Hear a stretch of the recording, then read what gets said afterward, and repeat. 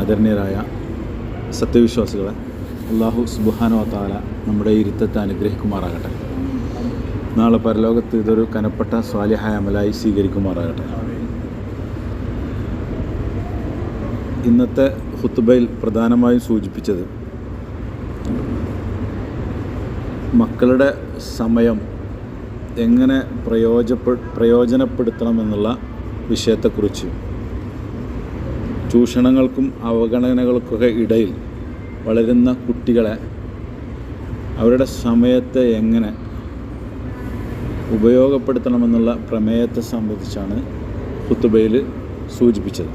മനുഷ്യനെ സംബന്ധിച്ചിടത്തോളം അവൻ്റെ ജീവിതത്തിൽ ഏറ്റവും വലിയൊരു അനുഗ്രഹമായിട്ടാണ് സമയത്തെ സംബന്ധിച്ച് വിശുദ്ധ ഖുർആനിലും ഹദീസുകളിലും നമുക്ക് കാണുവാൻ സാധിക്കുന്നു. റസൂലുള്ളാഹി സ്വല്ലല്ലാഹു അലൈഹി വസല്ലം പറഞ്ഞു, നിഅ്മതാനി മഗ്ബൂനും ഫീഹിമ കസീറും മിനന്നാസ് അസ്സിഹ്ഹത്തു വൽ ഫറാഗ്. ജനങ്ങളിലെ അധിക പേരും വഞ്ചിക്കപ്പെടുന്നതാണ്. രണ്ട് അനുഗ്രഹങ്ങളിലാണ് അവർ വഞ്ചിക്കപ്പെടുന്നത്. ഒന്ന് ആരോഗ്യമാണ്, മറ്റൊന്ന് ഒഴിവ് സമയം. അപ്പോൾ ഈ വഞ്ചനയുടെ ഒരു കാലഘട്ടത്തിലാണ് പ്രത്യേകിച്ച് നമ്മൾ ജീവിച്ചുകൊണ്ടിരിക്കുന്നത്.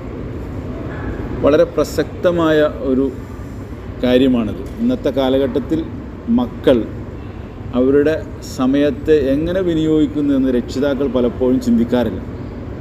അവരെ ഇൻ്റർനെറ്റിൻ്റെ ലോകത്തേക്ക് തള്ളിവിട്ട് നമുക്ക് അവരുടെ ശല്യം ഒഴിവാക്കി മാറ്റുക എന്ന് മാത്രമാണ് നമ്മൾ ചിന്തിച്ചുകൊണ്ടിരിക്കുന്നത്. നമ്മളെ ഡിസ്റ്റർബ് ചെയ്യാതിരിക്കുക, അവരെ ഒന്ന് ഫ്രീ ആക്കുക എന്നുള്ള ഒരു ചിന്തയിലാണ് അവരെ സമയത്തെ നമ്മൾ മനസ്സിലാക്കുകയോ അല്ലെങ്കിൽ അവർക്ക് എന്താണോ നമ്മൾ കൊടുക്കേണ്ടത് എന്ന് പോലും പലപ്പോഴും നമ്മൾ ചിന്തിക്കാറില്ല. അതുകൊണ്ട് നമ്മളെ സംബന്ധിച്ചിടത്തോളം, ഒരു വിശ്വാസിയെ സംബന്ധിച്ചിടത്തോളം പ്രധാനപ്പെട്ട 5 കാര്യത്തെക്കുറിച്ച് റസൂലുള്ളാഹി സ്വല്ലല്ലാഹു അലൈഹി വസല്ലം പറയുന്നത്. അൻ അംർ ഇബ്നു മൈമൂൻ ഖാല റസൂലുള്ളാഹി സ്വല്ലല്ലാഹു അലൈഹി വസല്ലം ലി റജുലിൻ ഹുവ യഅദുഹു. അംർ ഇബ്നു മൈമൂനയിൽ നിന്ന് നിവേദനം ചെയ്യപ്പെട്ട ഹദീസ് റിപ്പോർട്ട് ചെയ്തു. ഒരാളെ ഉപദേശിച്ചുകൊണ്ട് റസൂൽ സല്ലല്ലാഹു അലൈഹി വസല്ലം പറഞ്ഞു, ഇഗ്തനിം ഖംസൻ ഖബ്ല ഖംസ്. 5 അവസ്ഥകൾക്ക് മുമ്പുള്ള 5 അവസ്ഥകൾ നിങ്ങൾ ഉപയോഗപ്പെടുത്തുക. ശബാബക ഖബ്ല ഹറമിക്. വാർദ്ധക്യത്തിനു മുമ്പ് നിങ്ങളുടെ യുവത്വം ഉപയോഗപ്പെടുത്തുക. വസിഹത്തിക ഖബ്ല സഖമിക്. ദാരിദ്ര്യത്തിന് മുമ്പ് നിങ്ങളെ സമ്പന്നത ഉപയോഗപ്പെടുത്തുക. ഫറാഗിക ഖബ്ല ശുഗ്ലിക്. ജോലിത്തിരക്കിന് മുമ്പ് നിങ്ങളെ ഒഴിവ് സമയം ഉപയോഗപ്പെടുത്തുക. ഹയാത്തിക ഖബ്ല മൗത്തിക്. മരണത്തിന് മുമ്പ് നിങ്ങളുടെ ജീവിതം ഉപയോഗപ്പെടുത്തുക. ഇത് പലപ്പോഴും നമ്മൾ അശ്രദ്ധമാകുന്ന ചില കാര്യങ്ങളാണ്. ഈ കാര്യങ്ങൾ വളരെ ഗൗരവത്തോടു കൂടിയാണ് റസൂലുള്ളാഹി സ്വല്ലല്ലാഹു അലൈഹി വസല്ലമ പറയാറ്. സാധാരണഗതിയിൽ പ്രായം ചെന്ന് കഴിഞ്ഞാൽ നമ്മൾ പറയും, ആ നല്ല കാലത്ത് അത് ചെയ്യാൻ പറ്റിയില്ലല്ലോ എന്ന് പറയും. അതേപോലെ തന്നെ രോഗിയായി കിടക്കുമ്പോൾ പറയും, എൻ്റെ ആരോഗ്യമുള്ള സമയത്ത് എനിക്കത് ചെയ്യാൻ പറ്റിയില്ല, എങ്ങളെങ്കിലും ഒന്ന് ചെയ്യൂ എന്ന് പറയും.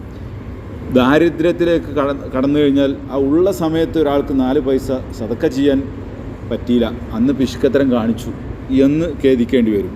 അതേപോലെ തന്നെ തിരക്ക് വന്നു കഴിഞ്ഞാൽ പലപ്പോഴും മനുഷ്യന് പല ഘട്ടങ്ങളാണ് കടന്നു പോകാറ്. ചിലപ്പോൾ തിരക്കില്ലാത്ത സമയം, ഒഴിഞ്ഞിരിക്കുന്ന സമയം ഉണ്ടാവും. ചിലപ്പോൾ തിരക്ക് വർദ്ധിക്കും. ഈ ഒഴിഞ്ഞിരിക്കുന്ന സമയത്ത് നമ്മൾ വെറുതെ സമയം കളഞ്ഞിട്ടുണ്ടാവും. അപ്പോൾ ആ സമയത്ത് ഒരു ദീനിയായ പ്രവർത്തനത്തിന് നമ്മൾ പോവാതെ തിരക്കുള്ള സമയത്ത് എന്തെങ്കിലും വിളിക്കുമ്പോൾ നമ്മളത് ബുദ്ധിമുട്ടുണ്ടാക്കും. അപ്പോൾ ഇത് ഒഴിവ് കിട്ടുന്ന സമയങ്ങളൊക്കെ നമ്മൾ ഉപയോഗപ്പെടുത്തുക.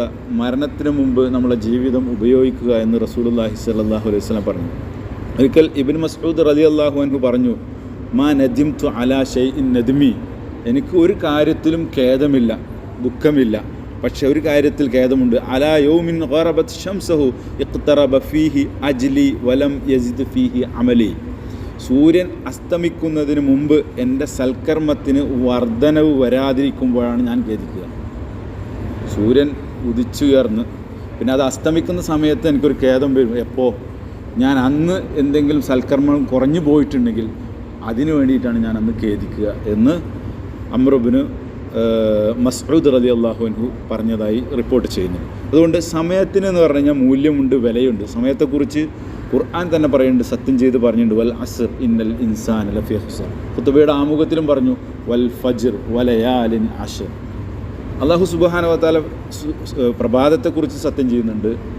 അതേപോലെ വല്ലൈലി ഇദാ യസ്ർ, അതുപോലെ തന്നെ രാത്രിയെക്കുറിച്ചിട്ട് സത്യം ചെയ്യുന്നുണ്ട്. അപ്പോൾ കാലത്തെക്കുറിച്ചാണ് ഇവിടെ സത്യം. അൽ അസ്ർ, കാലമാണ് സത്യം. ഇന്നൽ ഇൻസാന ലഫീ ഖുസ്ർ, മനുഷ്യൻ മഹാനഷ്ടത്തിലാകുന്നു.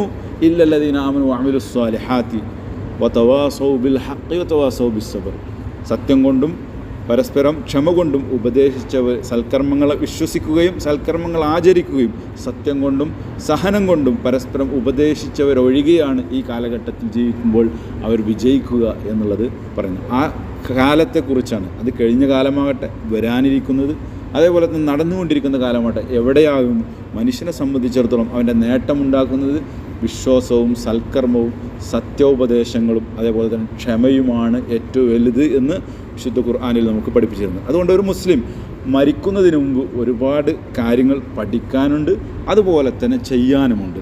അത് നാം മാത്രം ചെയ്താൽ പോരാ, നമ്മുടെ മക്കൾക്കും അത് പകർന്നു കൊടുക്കേണ്ട ഉത്തരവാദിത്വമുണ്ട്. ഇല്ലെങ്കിൽ നാളെ മരണാനന്തരം അതുകൂടി നമ്മൾ വിചാരണയ്ക്ക് വെക്കും. ഒരിക്കൽ ഒരു സാന്ദർഭികമായി പറയുകയാണ്, ഒരിക്കൽ ഒരു മെഡിക്കൽ വിദ്യാർത്ഥി, അത് MBBS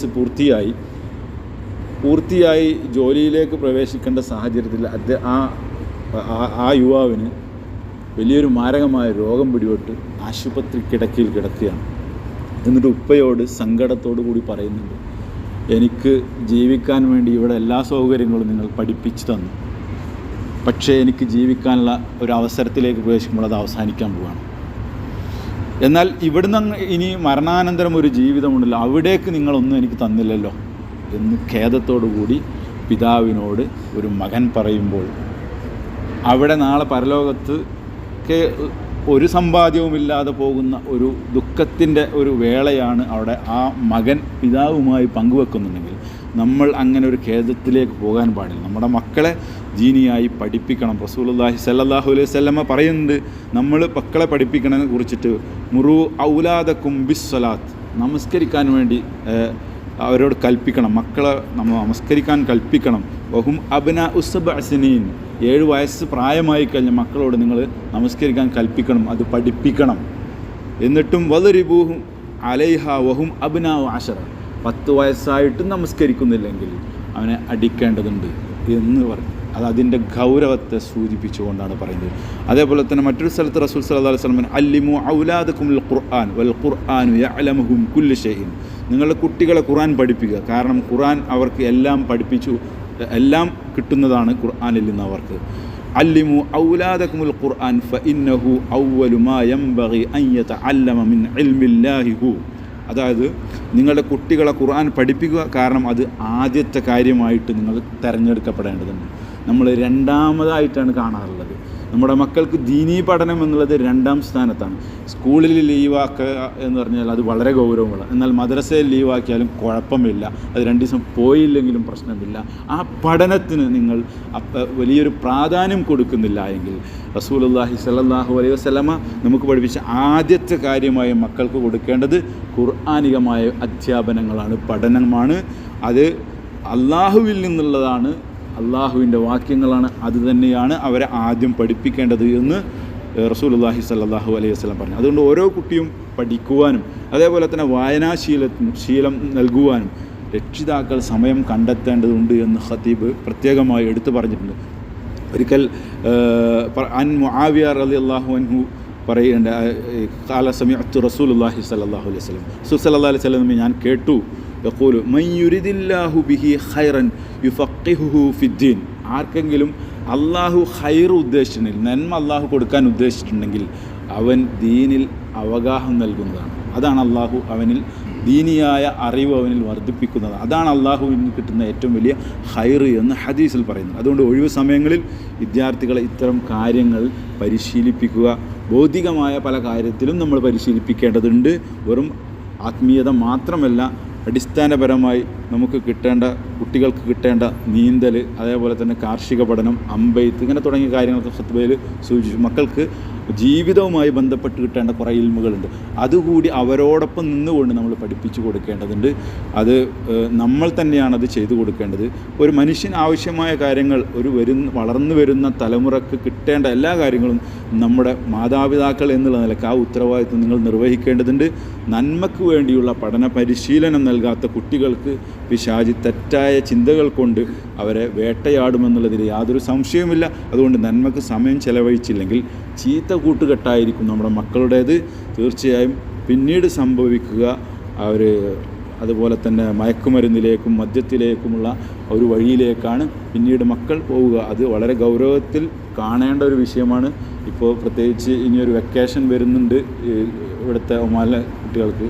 അപ്പോൾ അതുകൊണ്ടാണ് ഈ വിഷയം പ്രത്യേകമായി തിരഞ്ഞെടുത്ത് ഖത്തീബ് സൂചിപ്പിച്ചത്. അഖ്ബിർനി, ഒരു കവി പറഞ്ഞു, അഖ്ബിർനി മൻ സ്വദീഖുക അഖ്ബിർക മൻ അന്ത. ആരെങ്കിലും നിൻ്റെ കൂട്ടുകാരൻ നീ എനിക്ക് കാണിച്ചു തരൂ, നീ ആരാണെന്ന് ഞാൻ പറഞ്ഞു തരാം. നിൻ്റെ കൂട്ടുകാരനെ നീ എനിക്ക് കാണിച്ചു തരാം, അപ്പം നീ ആരാണെന്ന് ഞാൻ പറഞ്ഞുതരാം. കാരണം അത്രത്തോളം തൻ്റെ കൂട്ടുകെട്ട് നമ്മുടെ മക്കൾക്ക് ഒരു ഫ്രണ്ട്സിനെ തിരഞ്ഞെടുക്കുന്നുണ്ടെങ്കിൽ നമ്മൾ തിരഞ്ഞെടുത്ത് കൊടുത്ത് നോക്കൂ.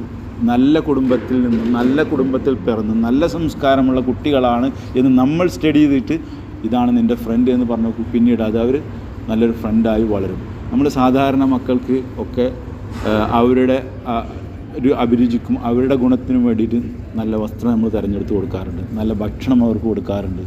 പക്ഷെ നമ്മൾ നല്ല ഫ്രണ്ട്സിനെ നമ്മൾ തിരഞ്ഞെടുത്ത് കൊടുക്കാറില്ല എന്നാണ് പറയുന്നത്. അതുകൊണ്ട് നല്ല മക്കൾ, കാരണം അവരിലൂടെയാണ് വളരുന്നത്. ചില ആളുകൾ പറയും എൻ്റെ സുഹൃത്ത് മദ്യപിക്കുന്നുണ്ടെങ്കിലും പക്ഷേ ഞാനത് ചെയ്യാറില്ല. ഞങ്ങൾ ആ കൂട്ടുകെട്ടിൽ അങ്ങനെ ഒരു സംഭവം ഉണ്ടെങ്കിൽ അത് ക്രമേണ അതിലേക്ക് മാറിപ്പോകുമെന്നതിൽ യാതൊരു സംശയവുമില്ല. അതുകൊണ്ട് നല്ല നന്മയുള്ള കൂട്ടുകാരായി, കണ്ണാടി പോലെയുള്ള കൂട്ടുകാരെന്ന് പറയുന്നത്. കണ്ണാടി എന്ന് പറഞ്ഞു കഴിഞ്ഞാൽ നമ്മൾ കണ്ണാടിയിൽ നോക്കിക്കഴിഞ്ഞാൽ നമ്മുടെ വൈകല്യങ്ങൾ നമുക്ക് തിരിച്ചറിയാൻ പറ്റും. കണ്ണാടി ഇപ്പോൾ വിചാരിക്കണം അയാൾ എന്തെങ്കിലും വിചാരിക്കുക ഈ വൈകല്യം കാണിച്ചാൽ എന്ന് വിചാരിച്ചിട്ട് കണ്ണാടി അത് കാണിക്കാതിരിക്കുന്നില്ല. അത് നിൻ്റെ ഷേപ്പിൽ എന്തെങ്കിലും ചെറിയ വിഷയങ്ങൾ വന്നിട്ടുണ്ടെങ്കിൽ അത് കണ്ണാടി കൃത്യമായി പറയും കണ്ണാടിയിലൂടെ. അത് അങ്ങനെയുള്ള കൂട്ടുകാരന്മാരാണ് വേണ്ടി. നിനക്ക് എന്തെങ്കിലും പ്രശ്നങ്ങളുണ്ടെങ്കിൽ അതെടുത്ത് കാണിച്ചുകൊണ്ട് ഇതാണ് നിൻ്റെ പ്രശ്നം എന്ന് നല്ല രീതിയിൽ അവതരിപ്പിക്കുന്ന കൂട്ടുകാരന്മാരെ തിരഞ്ഞെടുക്കുക.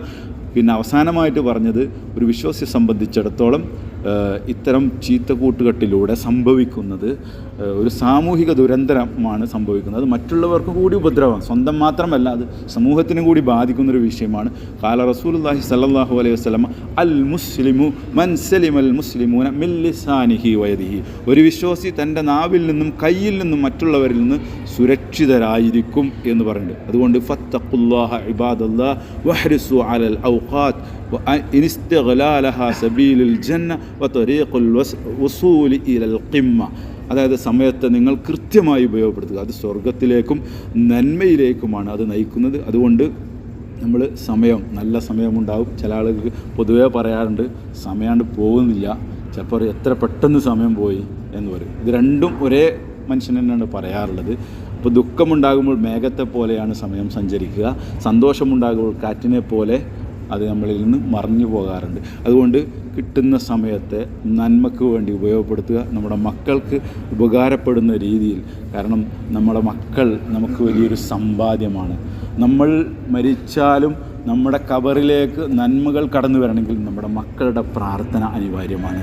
പ്രാർത്ഥിക്കാതെ കുറേ ഡിഗ്രിയുള്ള മക്കളെ കിട്ടിയതുകൊണ്ട് നമുക്ക് നാളെ ഇഹത്തിലും പരത്തിലും ഈ ദീനിയായ വിദ്യാഭ്യാസം കൊണ്ട് നമുക്ക് മക്കളെ കൊണ്ട് ഗുണമാണ്. കാരണം നമ്മൾ മരിച്ചു കഴിഞ്ഞാൽ നമ്മുടെ ഖബറിലേക്ക് അവരുടെ പ്രാർത്ഥന വഴി നമ്മുടെ ഖബറിലേക്ക് നമ്മൾ സൽക്കർമ്മങ്ങൾ, അവരുടെ ഓരോ സൽക്കർമ്മത്തിലും ഒരു പങ്ക് നമുക്ക് കിട്ടുമെന്നുള്ളതിൽ യാതൊരു സംശയമില്ല.